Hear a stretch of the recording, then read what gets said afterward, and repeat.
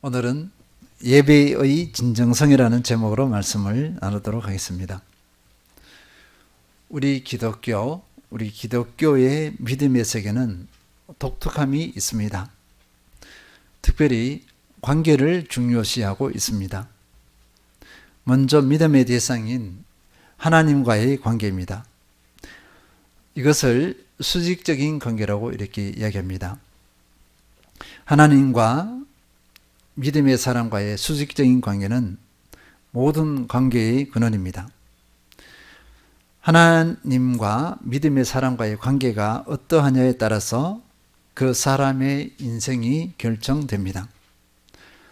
성공한 또는 성공하는 인생이 될 수도 있고 실패하는 인생이 될 수도 있습니다. 그리고 다른 모든 관계의 성격이 결정됩니다. 선한 관계일 수도 있고 부정적인 관계일 수도 있습니다. 하나님과의 관계는 한 사람이나 공동체의 운명을 결정할 수도 있습니다. 그리고 두 번째 관계는요, 믿음의 사람들과의 관계입니다. 이것을 수평적인 관계라고도 합니다. 믿음의 사람들은 모두 하나님의 자녀로 영적인 형제 자매의 관계를 이루고 있습니다. 그래서 우리는 형제님 자매님 하는 것이 당연하고 이것이 자연스러워야 합니다.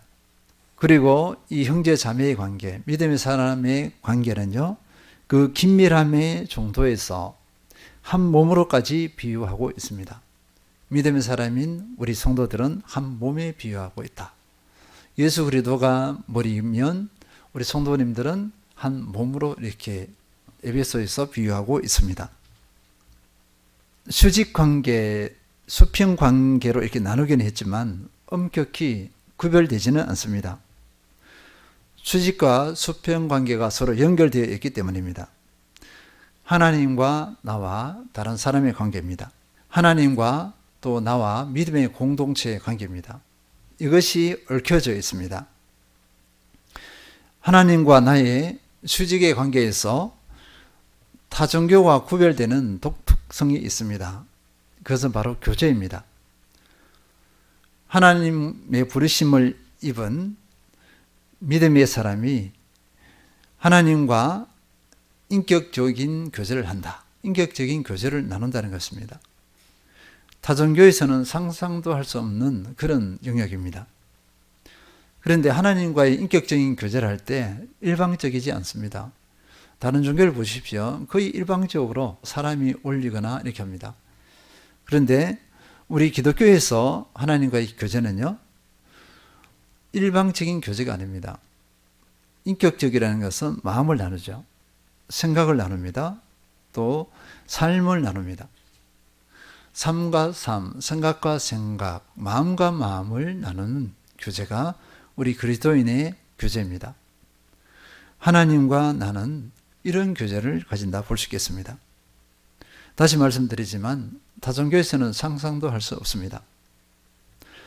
우리는요, 모든 믿음의 사람이 너나 나 할 것 없습니다.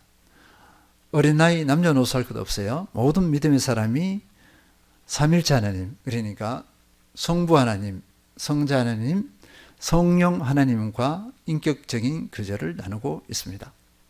이 교제에 어른들만이 또는 믿음이 좋은 사람만이 그래 하지 않습니다. 남녀노소 불문입니다. 믿음이 강하건 약하건 모두 인격적인 교제를 나누고 있습니다. 사랑과 존중과 친밀함이 어우러져 있습니다. 이것이 믿음의 사람의 교제입니다. 그리고 이 교제가 누구라고 했죠? 누구와? 하나님과 나입니다. 곰곰이 생각해 보면 이것이 어떻게 가능한가 이렇게 볼 수 있어요. 하나님께서 어떤 분이신가 보면요, 천지 만물을 지으신 창조주 하나님이십니다. 우주 만물을 통치하시는 절대 주권의 하나님이십니다. 전지전능하신 하나님, 완전하신 하나님이십니다. 지금 몇 가지 예를 들어서 수식어를 붙였지만 어떤 수식어를 붙여도 하나님을 향한 이 표현에서 만족하지 못합니다. 모두 다 부족하다 할 수 있겠습니다.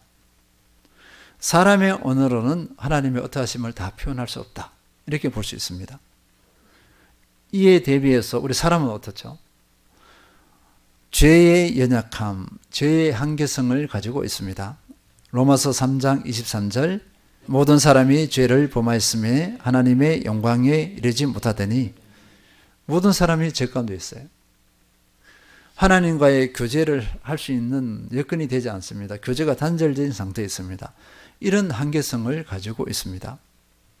영혼의 한계성을 가지고 있습니다. 시편 90편 10절 우리의 연수가 70이요 강건하면 80이라도 그 연수의 자랑은 수고와 슬픔뿐이요 신속히 가니 우리가 날아가나이다. 우리의 연수가 짧습니다. 그런데 빨리 가요. 짧은 데다가 빨리 가버리니까 우리 인생이 이렇게 허무하다 이렇게 볼 수 있어요. 이런 한계성을 가지고 있습니다. 삶의 목적에 대한 한계성을 가지고 있습니다. 전도서 1장 14절 내가 해 아래에서 행하는 모든 일을 보았노라 보라 모두 다 헛되어 바람을 잡으려는 것이로다. 우리가 이 땅에 살면서 짧은 연수에다가 빨리 진행하는 생애에 삶의 방향성, 목적을 몰라요. 이것저것 잡으려고 열심히 행했는데 보니까 다 헛된 것입니다. 이런 안타까움이 어디 있습니까? 이런 한계를 가진 인생, 이것이 우리의 모습입니다. 그런데 하나님께서는요, 이런 인생을 사랑하시고 존중하셨습니다. 그리고 인격적인 교제를 가지길 원하셨습니다. 누구와요? 나와. 이 교제가 가능하게 된 사람은 세상에 수많은 사람들 중에서 뽑힌 사람입니다. 이 뽑힌 사람이 어떤 사람이죠? 믿음의 사람입니다. 믿음의 사람이 아니고서는 이 인격적인 교제를 가질 수 없어요. 하나님을 인정하고 하나님과 관계를 맺은 사람만이 인격적인 교제를 가질 수 있습니다. 우리는 이 특권을 누리는 존재입니다. 그래서 우리는 복된 사람이라 볼 수 있습니다. 그리고 우리가 확인해야 될 것은요, 그러면 하나님과의 교제가 어떻게 이루어지는 건가? 교제의 방법입니다.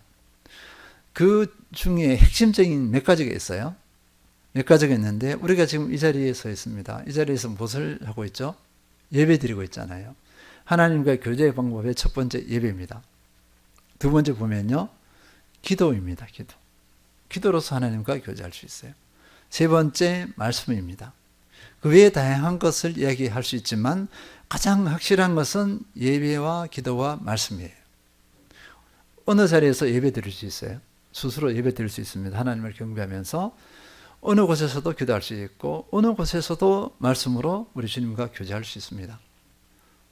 우리 믿음의 사람이 누릴 특권입니다. 예배, 기도, 말씀은 하나님과의 교제의 관점에서 다시 살펴봤지만 다시 확인하면요, 예배와 기도와 말씀으로 교제하는 이 교제는요, 남녀노소 불문입니다. 누구나 예배로 하나님과 교제할 수 있습니다. 누구나 기도로 하나님과 교제할 수 있고요, 누구나 말씀으로 하나님과 교제할 수 있습니다. 이 자리에 초등학생이 있고 중학생이 있습니다. 우리 유기인 청년을 20대 보면 20대가 있고요, 40대, 50대, 60대, 70대가 다 편제되어 있습니다. 모든 세대가 이 자리에 함께 있습니다. 근데 함께 어디를 지향하죠? 예배자로 서서 하나님을 지향하고 있습니다. 같은 예배자로 이 자리에 서 있는 거예요. 나이 제한이 없습니다. 나이 불문이에요. 하나님께서는 모든 사람과 교제하기를 원하십니다. 그래서 우리는 이 자리에 서 있는 것입니다. 오늘은 다른 것보다는 특별히 예배를 알아보도록 하겠습니다. 구약에서는 예배를 몇 가지 단어로 표현하기도 합니다. 예배라는 단어를 쓰기도 하지만 예배라는 단어보다 더 많이 쓰이는 것이 제사입니다. 제사인데 레위기에 보면은 번제, 소제, 하목제, 속죄제, 속건제 이런 제사가 있습니다. 이게 예배의 모습이에요. 그리고 이스라엘 모든 백성이 1년에 3번은 꼭 예루살렘 성전에 가서 그 절기를 지키게 되는데 유월절, 맥추절, 수장절 등 이런 절기가 있습니다. 그래서 이 모든 것들을 우리 신약에서는 어떻게 표현하죠? 예배한 단어로 딱 종결합니다. 예배로 종결하는데 구약의 다양한 제사를 다 통합해 놓은 것이 신약의 예배예요. 구약은 종류가 있습니다. 그리고 복잡해요. 그리고 많은 질문이 있죠. 하나님께서는 이 예배를 왜 이렇게 복잡하게 했느냐고요. 번제 복잡해요. 소제도 복잡합니다. 세밀한 조항이 있는데요. 참 지키기가 쉽지 않아요. 왜 그렇게 하셨을까 보니까요. 예배를 신중하게 그 복잡한 것을 통해서 하나님을 의식하는 거죠. 나는 누구인가? 하나님 어떤 분이신가? 그럼 내가 어떻게 예배 드려야지? 이 모든 것을 그 복잡한 절차 과정에서 그것을 얻는 것입니다. 그래서 진정한 예배자로 서기 위한 과정이라 볼 수 있어요. 그런데 신약에서는 이것을 하나로 통합했습니다. 번제, 소제, 화목제, 속죄제, 속건제, 이건 의미는 다양합니다. 각자의 특성이 의미가 다 있습니다. 그래서 지금은 그것을 나누는 시간이 아니기 때문에 이렇게 넘어가고요. 어쨌거나 우리의 예배를 보면요. 찬양이 있습니다. 오자마자 찬양을 드리는 거예요. 첫 스타트가 찬양입니다. 기도가 있었죠. 지금 이제 말씀을 나눕니다. 그리고 우리는 신앙 고백이 있었습니다. 사도신경을 고백하면서 우리 신앙을 고백했습니다. 또 우리가 무슨 시간을 가졌죠? 참회 시간을 가졌습니다. 일주일 동안에 우리가 하나님 앞에서 사람 앞에서 연약했던 것, 뭐 죄를 지었던 것이나 있으면 그것에 대해서 회개하고 용서를 구하는 시간입니다. 그러니까 회개가 있고 용서가 있습니다. 그리고 앞으로 말씀 이후에 또 뭐가 있죠? 예물을 드리잖아요. 예물을 드린다는 것은 감사도 표현이 있지만 헌신의 표현도 있습니다. 그리고 마무리할 때는 어떻게 하죠? 축도를 하고서 마무리하지만 이후에 우리는 여기서 끝나는 것이 아니라 이 예배는 끝이 아니라 스타트점이에요. 무슨 스타트점이죠? 파송합니다. 이제 시작점이에요. 예배가 종결이 아니라 예배를 드리고 나서 이 은혜를 가지고 삶의 현장으로 나가는 것입니다. 그래서 가정으로 파송받아요. 그 다음에 직장으로 파송받습니다. 이웃으로 파송을 받습니다. 예배와 삶은 분리되지 않습니다.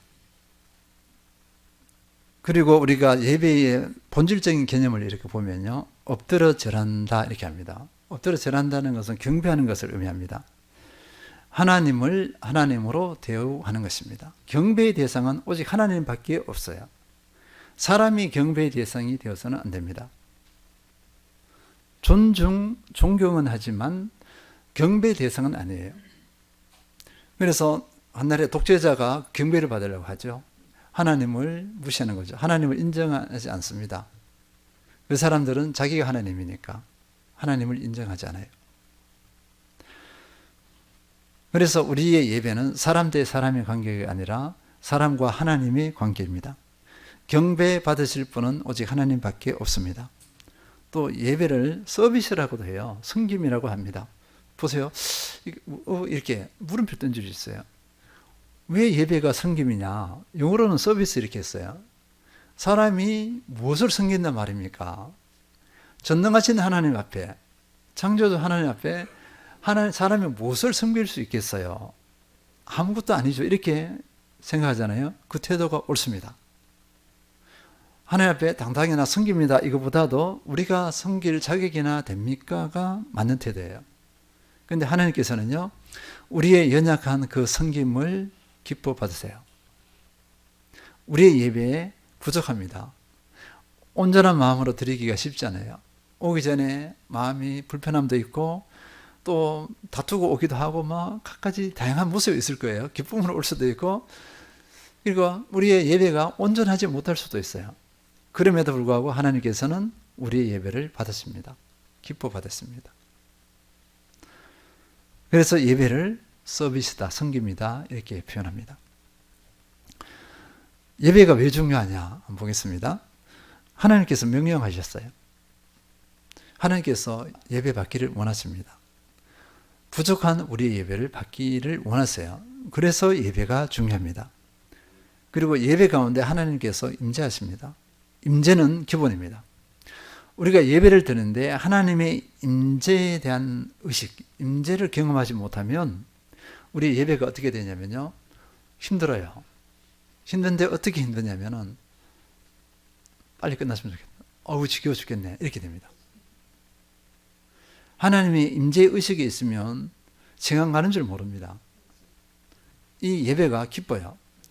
찬양부터 해서 모든 거 첫 시작부터 끝까지 충만해요. 은혜가 됩니다. 이것이 안 되면 수없이 시기를 봅니다. 언제 끝나나 언제 끝나나. 그리고 예배가 딱 끝나면 어떻게 되죠? 아이 시원해 이렇게 합니다. 은혜에 의해서 시원한 것이 아니라 끝나서 시원한 거예요. 임재를 경험한 사람은 예배가 빨리 끝나기를 원하지 않아요. 임재를 더 누리기를 원합니다. 그래서 1시간, 2시간 막 걸려도 지겨워하지 않습니다. 그러면서 예배자들은요, 이 예배를 통해서 하나님을 만나는 기쁨을 누립니다. 이 기쁨은 예배자만이 누릴 수 있어요. 예배를 드리지 않는 사람은 누리지 못합니다.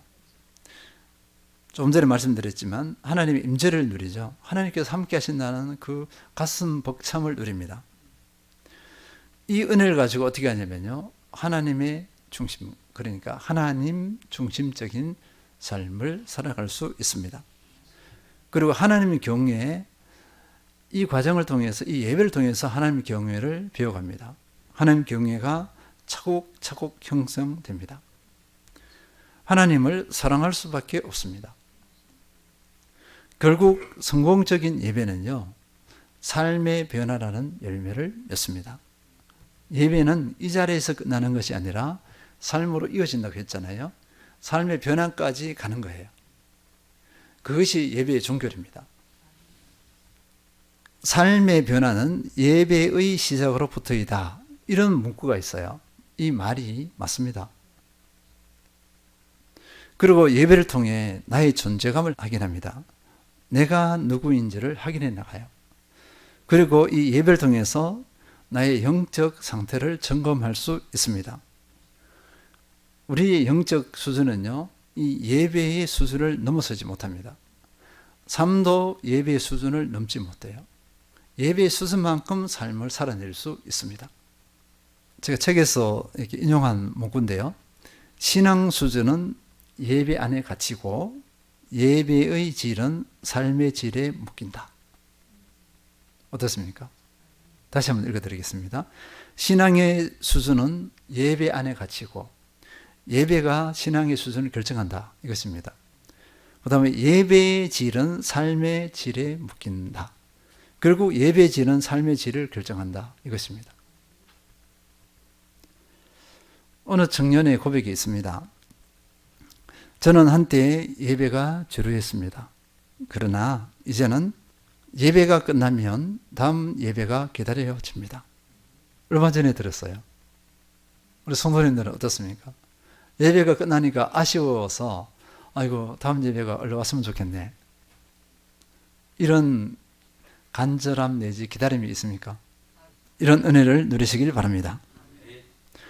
그리고 우리가 예배가 중요한 것 한번 생각해 보시기 바랍니다. 창세기 보면요, 아담과 하와가 나오고 아담과 하와의 자녀가 나오잖아요. 하와의 아들, 아담과 하와의 아들 가인과 아벨이 있습니다. 이 두 아들이 예배를 드려요. 예배를 드렸는데 형은 곡식으로 드렸고 곡물로 농사 지은 것으로, 동생은 양으로 드렸어요. 목축을 했죠. 그런데 하나님께서 동생의 제사, 그러니까 동생의 예배를 받으셨어요. 그런데 가인의 그 예배는 받지 않으셨어요.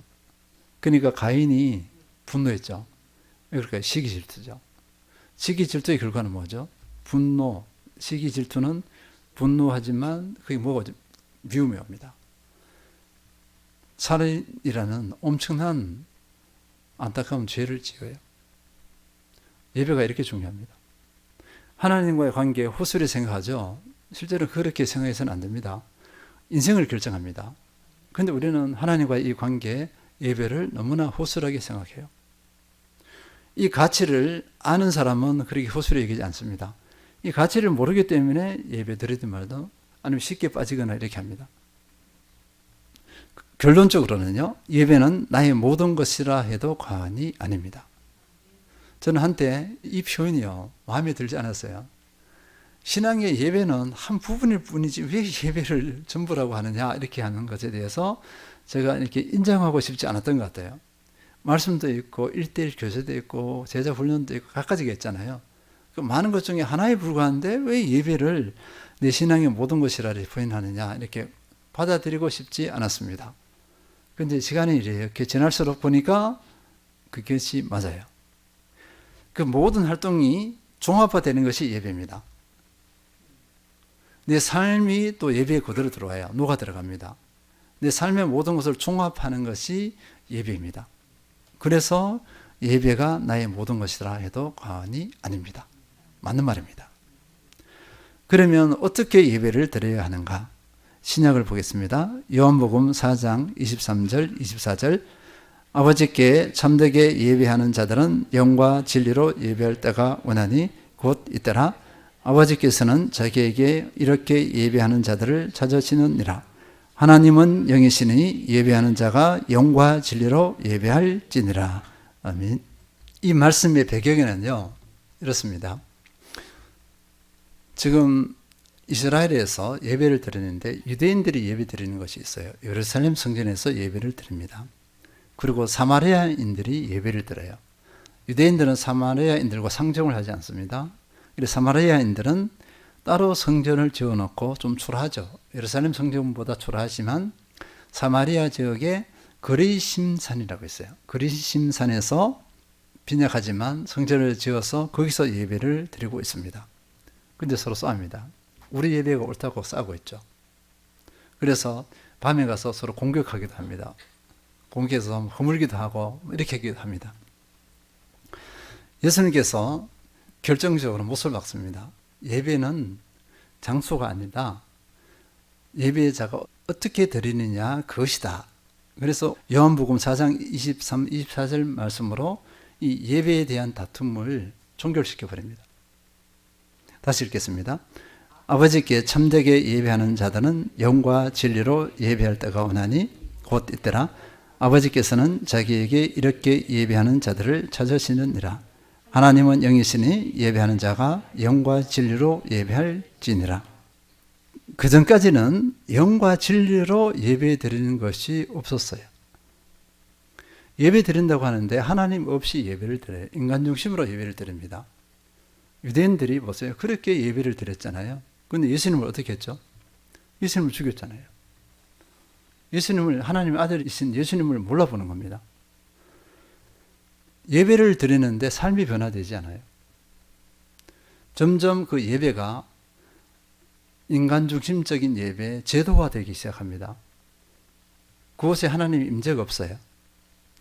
그럴 때 예수 그리스도께서 이 예배에 대한 개념을 사마리아 여인을 통해서 밝힙니다. 그런데 사마리아 여인은 예배를 사모하는 여인입니다. 그 많은 사람들 중에 천하고 천한 사람들에게 손가락질 받는 그 사마리아 여인을 통해서 예배의 개념을 드러내요. 참 놀랐습니다. 우리가 흔히 말하는 세상에 잘 나가는 사람에게 그것을 가르치는 것이 아니라, 보여주는 것이 아니라 천하디 천한 이 여인을 통해서 예배의 개념을 보여줘요. 그런데 하나님 앞에는 세상 배경은 아무것도 아닙니다. 하나님을 향한 태도가 어떠냐 이거예요.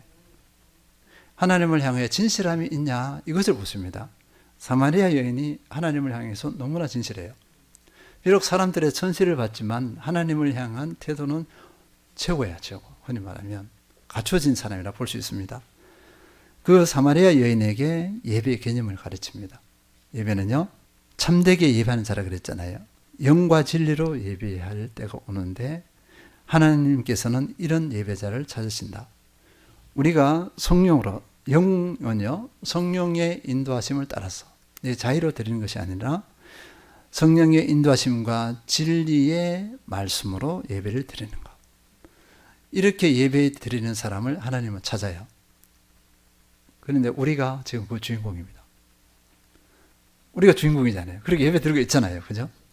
그래서 하나님께서는 우리를 예배자로 찾으시고 우리를 부르셨어요. 그래서 우리는 축복된 존재입니다. 그럼 예배 태도를 한번 살펴보도록 하겠습니다. 레위기 2장 11절 오늘 본문입니다. 너희가 여호와께 드리는 모든 소제물에는 누룩을 넣지 말지니 너희가 누룩이나 꿀을 여호와께 화제로 드려 사르지 못할지니라. 구약에서 제사를 5가지를 드렸습니다. 그러니까 번제, 소제하고 몇 가지 나왔잖아요. 화목제, 속죄제, 속건제인데 레위기 2장에서는요 소제입니다. 곡식으로 제사를 드리는 것입니다. 곡식으로 드리는 이 제사는요 여러 가지 의미가 있겠지만 곡식에는 거의 헌신이 많이 추가됩니다. 하나님을 향한 헌신과 관련된 것이 있습니다. 그럴 때 이 소제로 곡식으로 드릴 때는요 다른 어떤 것보다도 분명하게 하나님께서 강력하게 하지 말라는 것이 있습니다. 그리고 하라는 게 있어요. 그게 뭐냐니까 11절에 보니까 모든 소제물에는 누룩을 넣지 말지니, 누룩을 넣으면 안 돼요. 또 거기다 뭘 넣으면 안 되냐면 꿀을 넣으면 안 됩니다. 누룩과 꿀 2가지입니다. 누룩의 특성이 뭐죠?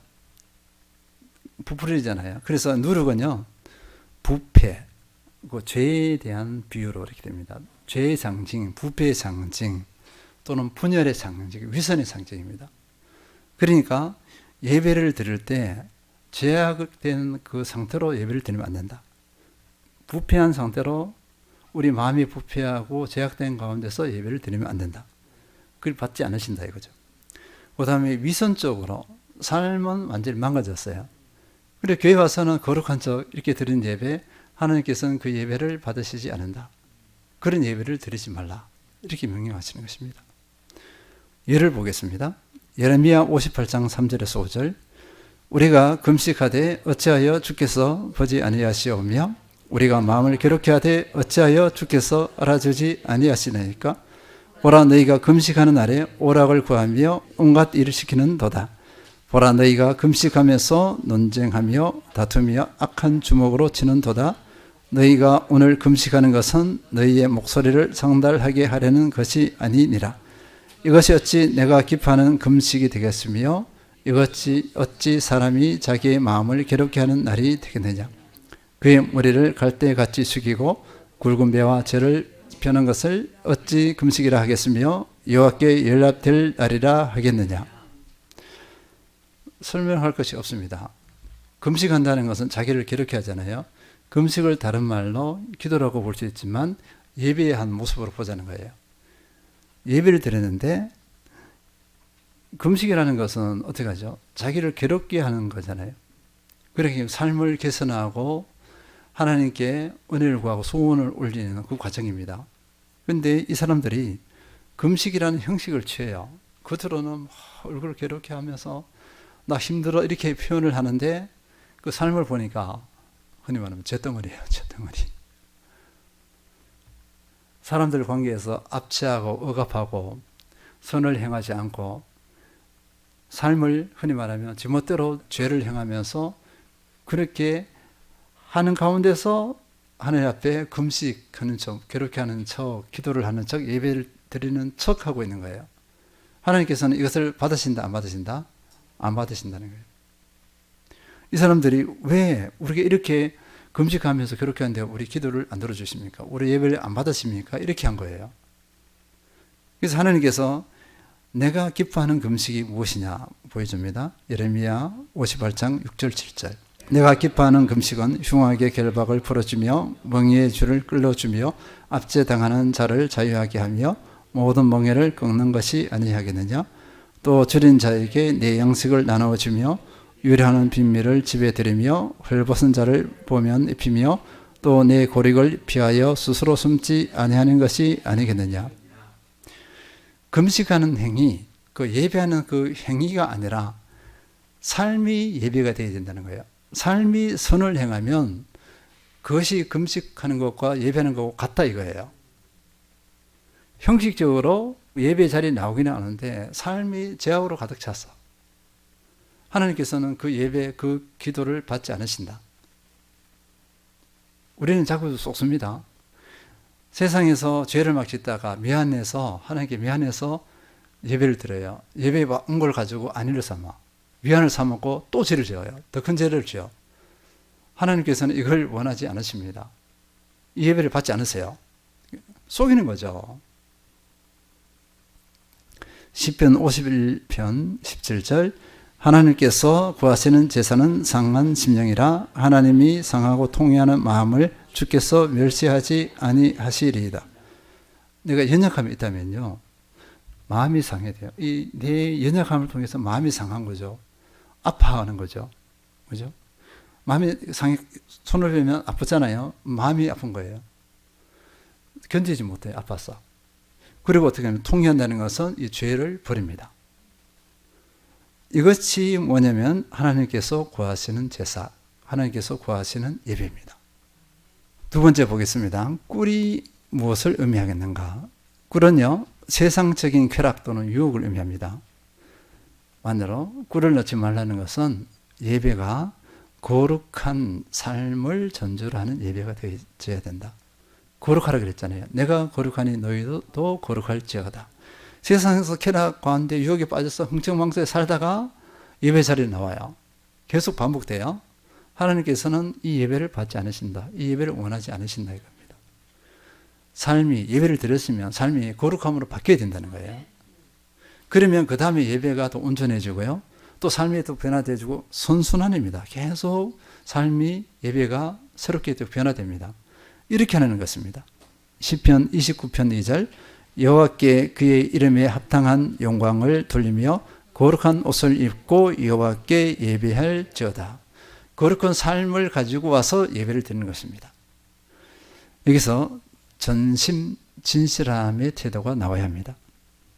다음으로 레위기 2장 13절 보겠습니다. 내 모든 소재물에 소금을 치라. 내 하나님의 언약의 소금을 내 소재에 빼지 못할지니 내 모든 예물에 소금을 드릴지니라. 소금은 부패 변질되는 것을 방치합니다. 이것은 불병과 영혼을 상징합니다. 하나님의 언약할 때 소금 언약 이렇게 하잖아요. 소금 언약인데 하나님께서는 우리와 언약을 맺습니다. 예를 들어서 복음이죠. 우리가 믿으면 어떻게 한다고 그랬죠? 구원을 주신다고 했잖아요. 영접하는 자 곧 내 이름을 믿는 자들에게는 하나님의 자녀가 되는 권세를 주셨으니 이렇게 약속했습니다. 우리가 믿었잖아요. 그러면 하나님의 자녀가 되는 권세, 영원히 변치 않아요. 단지 우리가 이 약속을 깨뜨리지 않은 이상은 하나님의 약속은 영원히 변치 않으십니다. 하나님께서는 지키십니다. 그래서 소금으로 하라는 것은 변치 않으시는 하나님의 약속을 상징하기도 하고 우리 입장에서는 어떻게 되죠? 이 약속을 지켜야 돼요. 순종입니다. 순종. 그래서 소금에는요, 모든 소재에 소금을 치라고 했어요. 소금을 친다는 것은 우리의 순종을 의미합니다. 하나님의 변치 않으심을 기억하면서 나는 어떻게 반응하죠? 순종하는 거예요. 삶에서 순종이 없어요. 그리고 예배자리에 섰습니다. 온전한 예배자가 되지 못합니다. 왜냐하면 순종을 하지 않았다는 것은 나는 약속을 깨뜨렸어요. 약속을 깨뜨리고 주님 앞에 서요. 또 깨뜨리고 섭니다. 그래서 스스로 기쁨을 얻지 못하고 만족을 얻지 못해요. 그래서 이 소금을 치라는 의미는 하나님의 약속을 기억하면서 영원하신 약속을 기억하면서 내가 할 도리 순종에 승리해야 된다. 이런 우리에게 도전을 주고 있습니다. 고린도서 11장 2절 내가 하나님의 열심으로 너희를 위하여 열심을 내노니 너희를 정결한 천으로 한 남편인 그리스도께 드리려고 중매함이로라.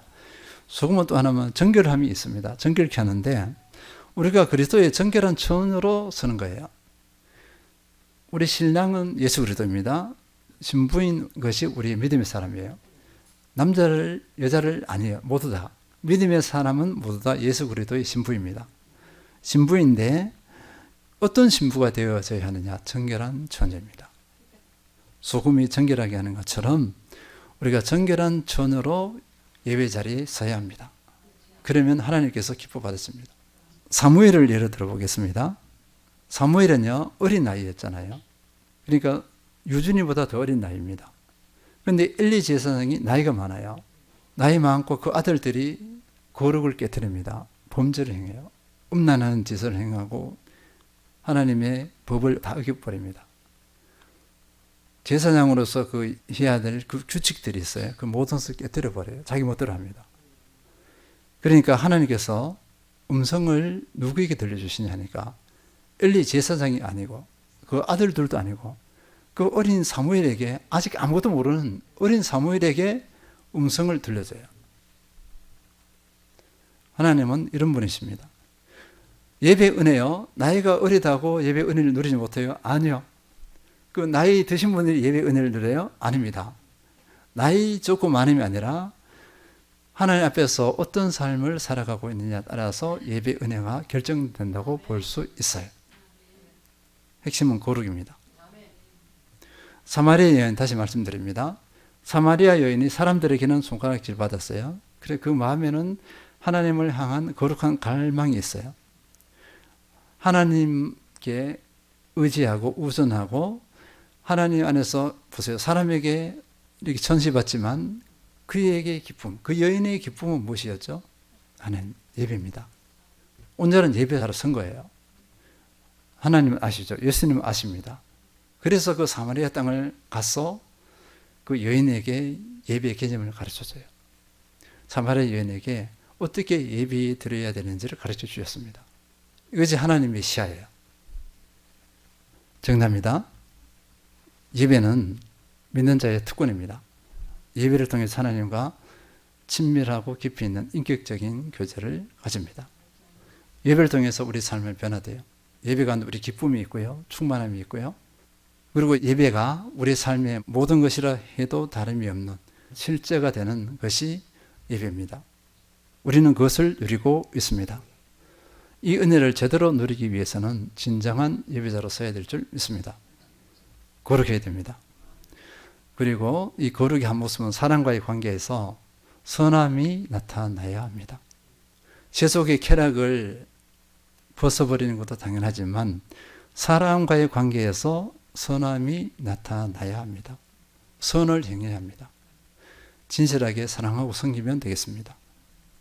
시편 51편 17절, 하나님께서 구하시는 제사는 상한 심령이라 하나님이여 상하고 통회하는 마음을 주께서 멸시하지 아니하시리이다. 진정한 예배자로 서셔서 하나님께서 주시는 은혜를 마음껏 누리시고 하나님께 영광을 올려드리며 관계가 더욱 견고해지고 또 예배가 날마다 때마다 새로워지는 은혜를 누리시는 모든 성도님들 되시길 축원드립니다.